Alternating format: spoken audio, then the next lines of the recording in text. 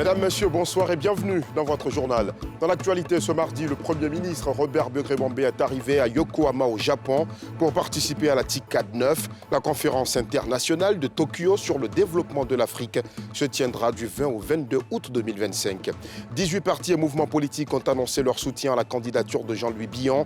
Ils sont réunis au sein du CODE, le Congrès démocratique. Le lancement s'est tenu aujourd'hui à la Maison de la Presse au Plateau.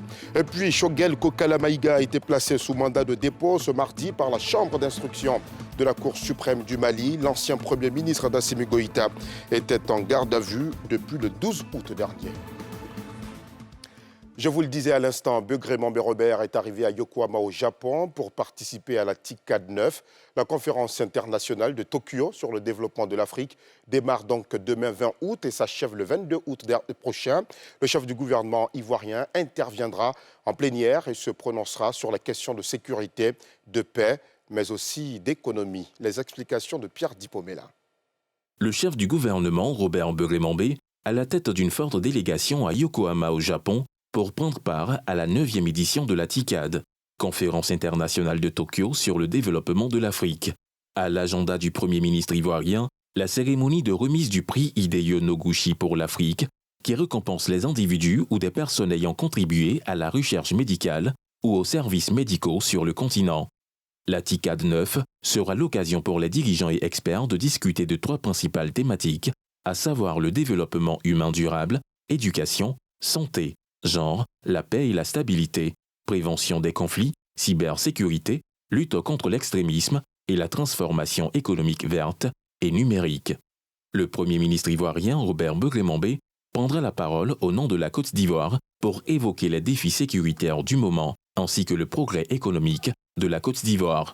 La conférence internationale de Tokyo sur le développement de l'Afrique est organisée par le gouvernement japonais en partenariat avec des institutions comme l'Union africaine, les Nations unies et la Banque mondiale. Créée en 1993, la TICAD est un forum clé pour la collaboration entre le Japon et l'Afrique, axé sur le développement durable et la coopération économique.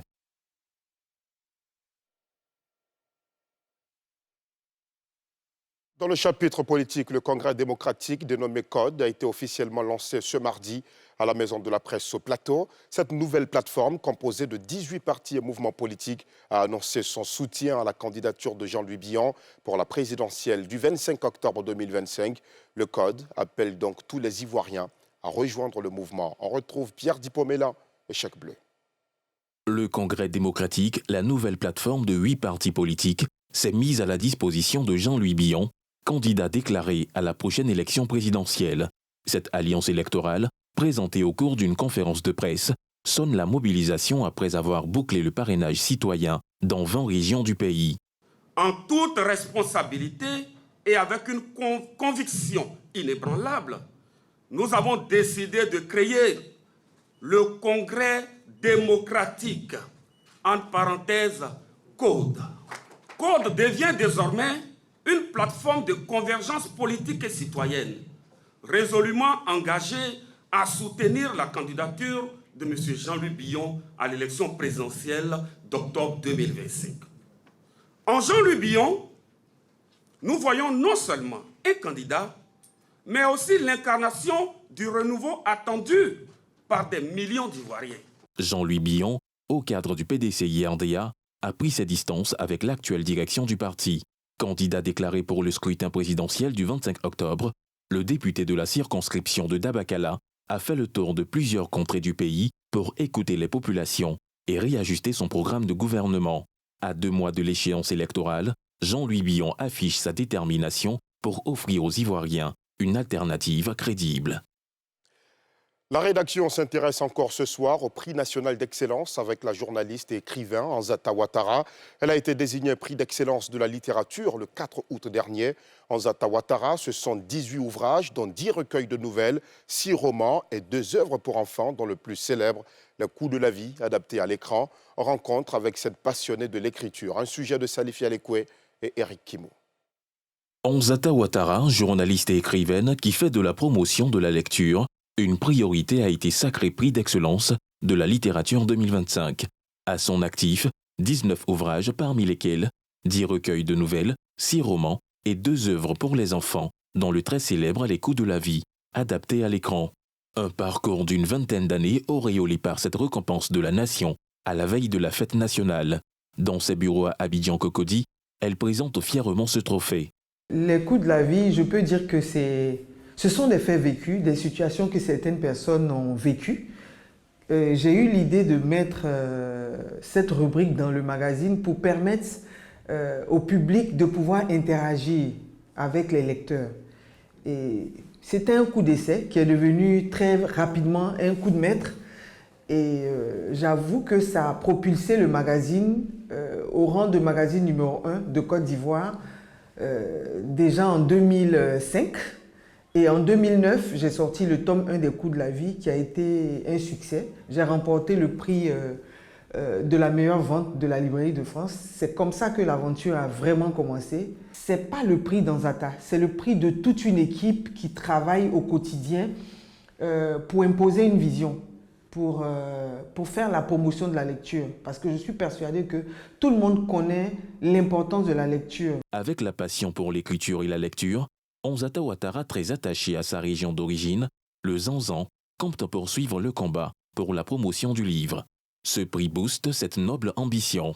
Avec son équipe, elle entend poursuivre cet engagement en faveur des plus jeunes surtout. L'idée derrière, c'est de faire comprendre à tous que la lecture est vraiment ce qu'on doit pratiquer au quotidien. C'est à travers la lecture qu'on acquiert des connaissances. Donc il faut que chacun s'y mette. Il faut encourager surtout cette jeunesse-là à s'intéresser à la lecture. Autant on peut lire le livre physique, parce que c'est nous, de notre génération, mais en même temps, nous avons conscience du fait qu'il y a une génération qui est vraiment axée sur le digital. Et ce public-là, on va le chercher sur le digital. L'idée derrière, c'est de dire à cette jeunesse-là, quel que soit le format, quel que soit le support, l'essentiel est de lire. L'ambassadrice de la paix et de la cohésion sociale, initiatrice d'une caravane littéraire dénommée Les coups de la vie Tour depuis 2016 à l'intérieur du pays, continue sa marche pour promouvoir le livre. La Côte d'Ivoire, à travers le ministère de la Justice, a entrepris depuis janvier 2025 la dématérialisation totale de plusieurs actes d'état civil. Le certificat de nationalité et le casier judiciaire sont effectifs depuis son lancement à travers la plateforme i-justice.ci. Ce sont plus de 200 000 requérants qui ont pu accéder à la demande sans se déplacer. Comment marche cette plateforme? Est-elle sécurisée ou encore est-elle accessible à tous? Élément de réponse avec Moussa Nikiema, Eric Kimou et Joseph Zekret. Depuis le 30 janvier 2025, la Côte d'Ivoire a entamé la dématérialisation de centaines d'actes d'état civil, dont le certificat de nationalité et le casier judiciaire à travers la plateforme numérique i-justice.ci. Vous aurez accès à un formulaire. Ce formulaire va vous donner la possibilité de faire une demande de certificat ou une demande de casier judiciaire, pour le moment qui sont les deux qu'on a ouverts. Lorsque votre demande va arriver, des vérifications vont être faites par l'équipe de la justice concernant la véracité des informations que vous avez fournies. Et si tout est bon, on a un délai de 72 heures. Il faut préciser par exemple que pour le casier judiciaire, il est 100% digital. On n'a plus la possibilité d'aller en juridiction récupérer une version papier. On le télécharge, on l'imprime, on l'utilise et ça fait foi. Traité en 72 heures, KDC Oulou assure que ces documents sont sécurisés et accessibles à tout Ivoirien dans le monde. Sur son acte administratif, il a la signature du magistrat, il a également le CEV, le cachet électronique visible, qui embarque en fait toute la sécurité électronique de la demande qui a été faite.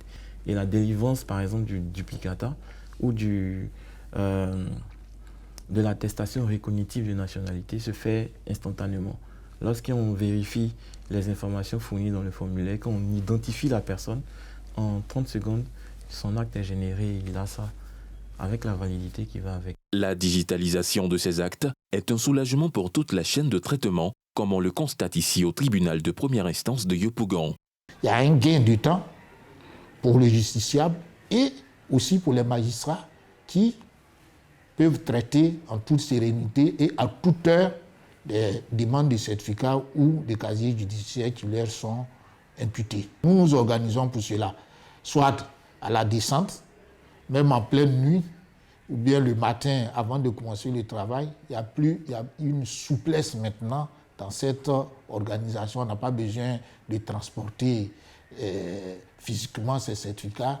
Selon son président, ce tribunal accueille beaucoup moins de personnes physiques dans son centre, mais continue de produire plus d'actes à travers cette solution numérique. Depuis le 3 février 2025 jusqu'à ce jour, nous sommes à 88 625 certificats de nationalité délivrés. Et au niveau des casiers judiciaires, la dématérialisation a commencé le 3 juin 2025. À ce jour, nous sommes à 3 632 casiers judiciaires. Nous avons reçu des demandes venant de l'extérieur, voilà, des pays européens et africains, et des citoyens ivoiriens qui sollicitent des certificats de nationalité par cette voie. Une souplesse dans la procédure au profit des usagers. Bon, je suis venu déposer un papier pour faire certificat de nationalité. Je viens d'apprendre que ça se fait en ligne maintenant. Ce qui est un peu mal est qu'au lieu de rester à la maison pour faire, si je savais, je restais à la maison au lieu de payer transport venir jusqu'à ici. Bon, malheureusement, je n'ai pas su. Mais aujourd'hui, j'ai été informé.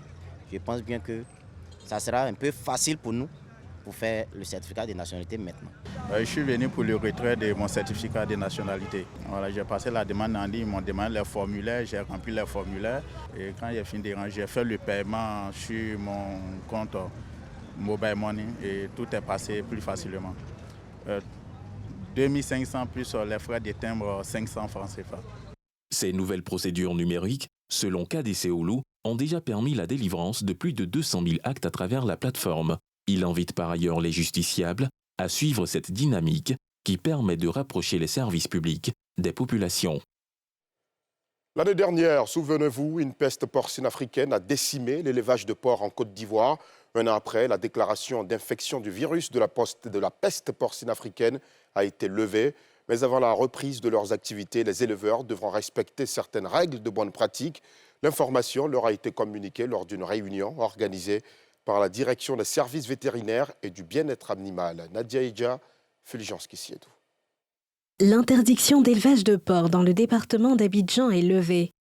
Pour reprendre leurs activités, les éleveurs devront au préalable signer une déclaration d'intention après avoir soumis une demande formelle auprès de la direction régionale des ressources animales et halieutiques d'Abidjan, signer une charte de biosécurité après une sensibilisation, se soumettre à une visite technique de son exploitation qui débouchera sur un classement de sa ferme, faire la désinfection et le vide sanitaire, puis se soumettre à une dernière visite de contrôle qui décidera de lui fournir une autorisation de reprise officielle. Aujourd'hui, M. le ministre nous a instruits pour venir sensibiliser les acteurs, venir sensibiliser toute la filière sur les conditions de reprise.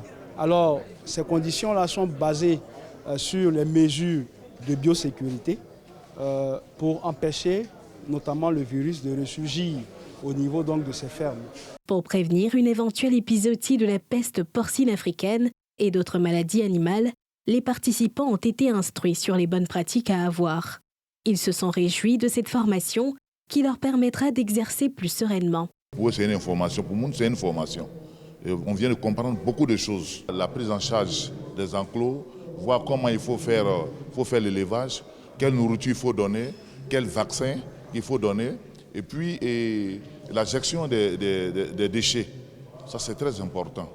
Et tout cela contribuera à un bon élevage. Avec les mesures qui seront prises maintenant pour la reprise, on pense respirer et on pense éviter les prochaines PPA. Parce que ça ne sert à rien d'investir et puis se lever un matin et tout perdre. L'indemnisation, c'est pour juste compenser, sinon ça ne peut pas représenter ce qu'on a investi réellement. Cette sensibilisation, démarrée à la préfecture d'Abidjan, s'est poursuivie à Songon, avant Port-Bouët ce jour. Des sanctions sont prévues contre tout éleveur reprenant sans autorisation ou ne respectant pas la procédure. Pour rappel, la peste porcine africaine a fait perdre environ 20 milliards de francs CFA aux acteurs sur l'ensemble du territoire national. Au Mali, Choguel Kokala Maïga a été placé sous mandat de dépôt ce mardi par la Chambre d'instruction de la Cour suprême. L'ancien Premier ministre Assimi Goïta était en garde à vue depuis le 12 août dernier. Son avocat, par voie de communiqué, annonce que Choguel Maïga conteste les faits qui lui sont reprochés, se dit serein et estime qu'un homme politique doit s'attendre à tout, y compris la prison et la mort. Niki Mamoussa. L'ex-premier ministre Choguel Kokala Maïga ainsi que 9 autres anciens collaborateurs ont été inculpés et écroués ce mardi pour atteinte aux biens publics, faux et usage de faux. Peut-on lire dans le communiqué publié sur Facebook par son avocat, Maître Cheikh Oumar Konaré. L'affaire le concernant, ainsi que 9 autres anciens collaborateurs, est liée à une information judiciaire ouverte pour mauvaise gestion financière de la primature sur les exercices 2021 à 2024, période pendant laquelle Maïga était à la tête du gouvernement. Choguel Kokala Maïga avait été nommé Premier ministre en 2021 par la junte, dirigée par le général Assimi Goïta, avant d'être limogé fin 2024, après avoir émis des critiques contre celle-ci. Et voilà, c'est la fin de ce journal. Merci aux équipes techniques de rédaction. Je vous remercie aussi de l'avoir suivi. Ne décrochez surtout pas. Dans quelques petites minutes, Ali Diarassouma prend l'antenne avec ses invités pour un nouveau numéro de la Quotidienne Info, votre nouvelle émission de décryptage quotidien de l'actualité sur NCI. Excellente soirée.